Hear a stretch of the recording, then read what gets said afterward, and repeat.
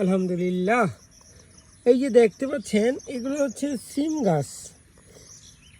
কয়দিন আগে আমরা এখানে সিমের বিচি এখানে রোপণ করেছিলাম, প্রায় 5-6 দিন আগে।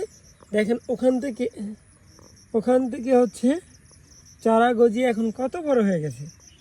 একটা, দুইটা, তিনটা, একটা ভেঙে গেছে, আর একটা ভেঙে গেছে। মাশাল্লাহ, অনেক কয়টা গাছ এখান থেকে সিমের বীজ থেকে চারা গজায় গেছে। এগুলো আস্তে আস্তে কিন্তু বড় হয়ে যাবে।